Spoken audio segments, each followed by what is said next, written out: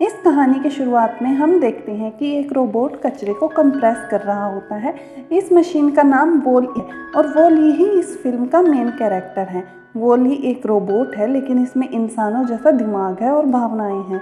वॉल-ई को म्यूज़िक सुनना पसंद है और कचरे में से मिलने वाली अलग दिखने वाली सारी चीज़ों को अपने पास रख लेता है। इस फिल्म में यह दिखाया गया है कि धरती पर कोई इंसान नहीं रहता, क्योंकि वहाँ कचरा इतना बढ़ गया है कि वहाँ जीवन बचा ही नहीं है। सारे इंसान जो भी जिंदा बचे हैं वो सभी स्पेस में रहते हैं। वॉल-ई को एक दिन कचरे में से एक पौधा मिल जाता है और उस पौधा मिलने के अगले दिन ही वहाँ एक रॉकेट आकर एक रोबोट को छोड़ जाता है। इस रोबोट का नाम ईव होता है। इसे इंसानों ने धरती पर भेजा है जीवन के स्रोत ढूंढने के लिए। वॉल-ई ईव से दोस्ती करना चाहता है और आखिरकार उससे दोस्ती करने के लिए मना लेता है और उसे वो पौधा दिखाता है। ईव पौधा अपने अंदर रख लेती है और अंदर रखते ही वो बंद हो जाती है।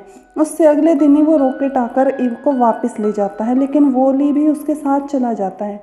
फिर वो दोनों उस शिप पर पहुंच जाते हैं जहां सारे इंसान रहते हैं। वहां पहुंचते ही सारे रोबोट ईव को कैप्टन के पास ले जाते हैं, क्योंकि उसके पास पौधा है।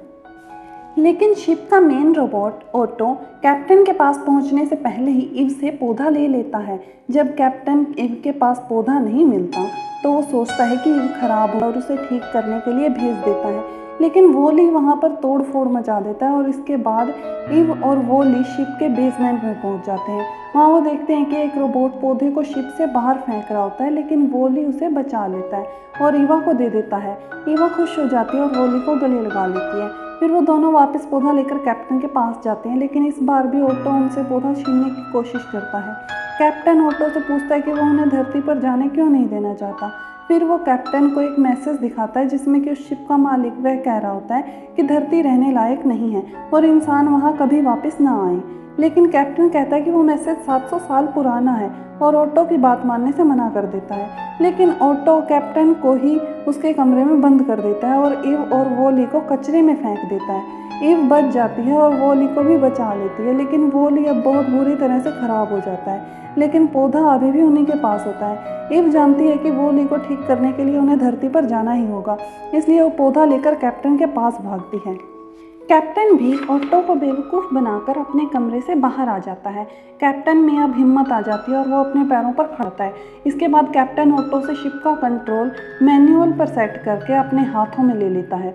आखिरकार ईव पौधा कंप्यूटर को सौंप देती है और वो सभी सेकंडों में ही धरती पर पहुंच जाते हैं। इसके बाद इंसान पहली बार धरती पर कदम रखते हैं।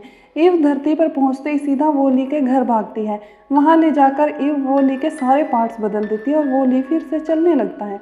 लेकिन अब वॉल-ई अपनी सारी मेमोरी खो देता है। ईव वॉल-ई को फिर से वैसे ही गले लगाती है जैसे कि उसने शिप पर लगाया था और उसका हाथ पकड़ती है। ऐसा करने से वॉल-ई की मेमोरी फिर से लौट आती है और उसे ईव याद आ जाती है। इसके बाद हम देखते हैं कि इंसान खेती कर रहे होते हैं और धरती पर फिर से हरियाली लौटने लगती है और इसके बाद ही इस फिल्म का एंड हो जाता है।